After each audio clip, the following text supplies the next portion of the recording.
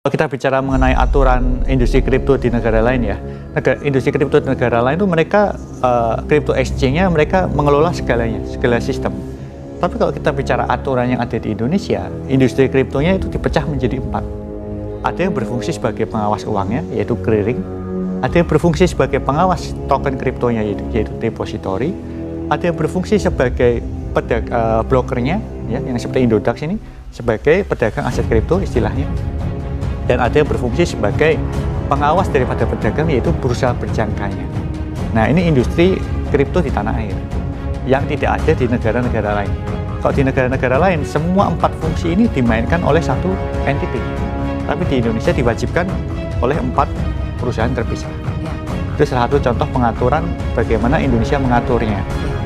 Ya, tapi kalau kita lihat pembahasan SEC atas tuntutan ke Coinbase kemarin, mungkin yang diharapkan US adalah seperti yang diatur di Indonesia.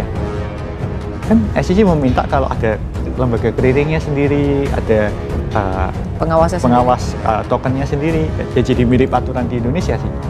Mungkin regulator Indonesia sudah berpikir cukup jauh ke depan.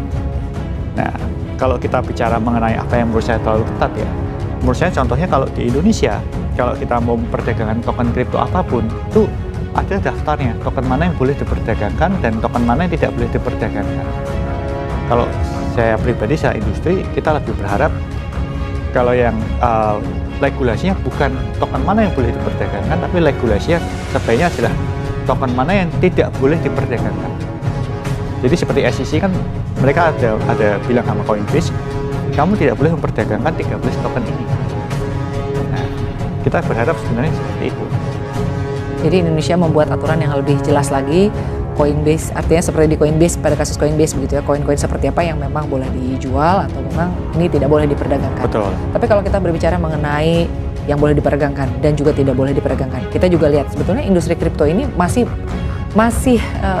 volatilitasnya sangat tinggi ya. Tentunya memang diperlukan pelindungan bagi investor dalam hal ini.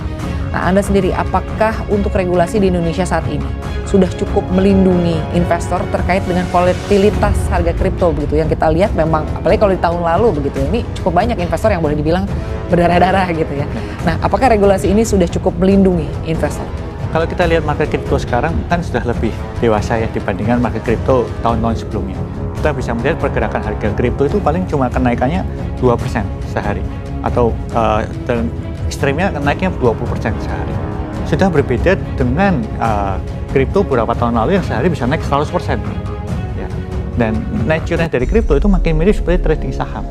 Satu hari naiknya 2% sampai 20%, kurang lebih seperti itu. Bahkan kalau kita lihat di pasar saham sekarang kan ada beberapa saham blue chip yang naik turunnya liar sekali. Saya nggak perlu menyebutkan namanya, saya kira sudah banyak yang tahu bahwa naik turunnya lebih cepat daripada kripto gitu kan.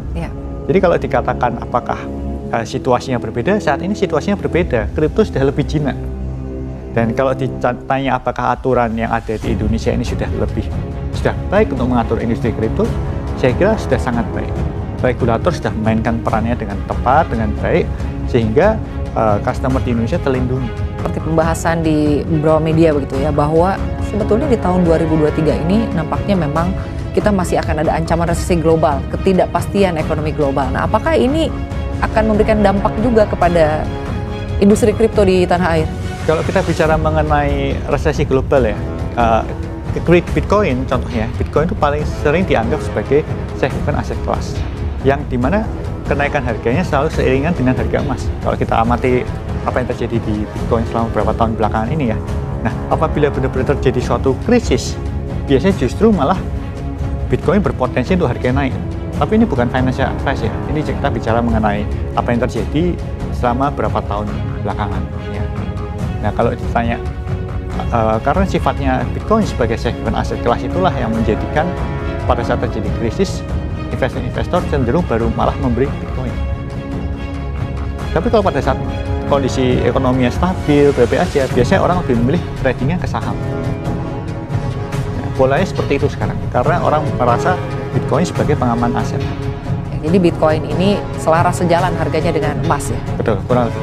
Baik, tapi kalau secara prospek sendiri di tanah air nih, Anda melihatnya, kalau tadi Anda kan menyampaikan kejutannya, kejutan apa nih? Kejutan yang mungkin akan ke arah yang lebih positif, baik, atau malah sebetulnya sebaliknya? Seiring dengan tadi kan ya kita lihat ada ancaman gitu, tapi ancaman ini justru malah menjadi momentum yang baik untuk berinvestasi kripto kan gitu. Nah, tapi untuk di tahun ini Indonesia sendiri peluangnya apakah memang cukup besar untuk bisa kripto ini lebih diminati lagi oleh para investor atau seperti apa? Saya kira kalau kita bicara 2024 tadi ya, 2024 di mana kita ada di akhir 2023,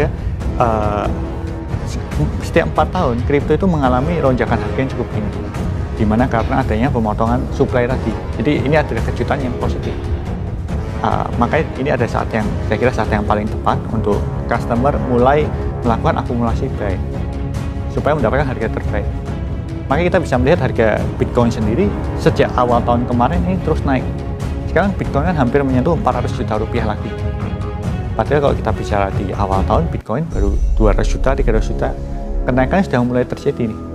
Dengan adanya ancaman resesi global ini malah industri kripto semakin menarik ya? Makin menarik, karena sifatnya kripto dianggap sebagai aset pengaman kekayaan. Ya.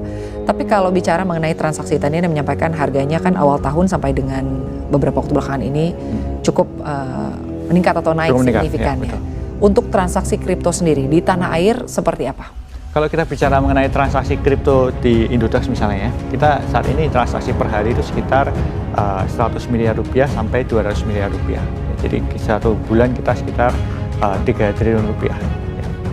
Transaksi ini kalau dibandingkan di tahun 2020 kemarin waktu Bitcoin untuk harga tertingginya di 800 miliar, ya, memang nggak bisa dibantah transaksi saat itu lebih tinggi. Satu hari transaksi kripto tertinggi itu bisa 2 triliun per hari. Kalau saat ini transaksi kripto per hari cuma sekitar 100 sampai 200 miliar di Indodax ya. Ya, jadi karena ada banyak faktor yang menyebabkan. Salah satu faktornya ya saat ini kan di Indonesia ini punya yang namanya pajak kripto. Jadi Indonesia sudah menerapkan pajak final kripto. Cuma pajak final kripto yang ditetapkan itu agak tinggi, yaitu 0,2%. Yang berkait dengan pajak sebetulnya seperti apa untuk pajak di kripto sendiri? Nah, pajaknya itu sifatnya 0,2%. Jadi setiap kali orang beli atau jual kripto di Indonesia itu mereka dikenai pajak 0,2%. Nah, efeknya apa?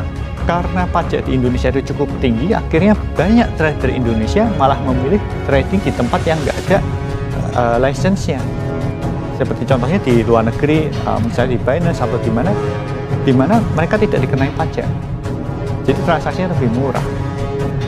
Padahal kalau kita lihat aturan yang dibuat pemerintah bagus banget. Aturannya mengatakan bahwa apabila perusahaan tidak punya izin, pajaknya akan dikenakan 2 kali. Tapi pada prakteknya ternyata dari pemerintah belum melakukan aturan itu. Aturannya sudah dibuat, cuma pengawasannya belum dilakukan. Sehingga trader masih banyak yang memilih, aku trading di tempat lain aja lah gitu. Akhirnya selain daripada persoalan pajak juga tadi betul, ya. Akhirnya yang terjadi trader-trader tanah air ini malah melarikan uangnya trading di tempat yang lain. Kan sangat disayangkan gitu. Jadi pelindungan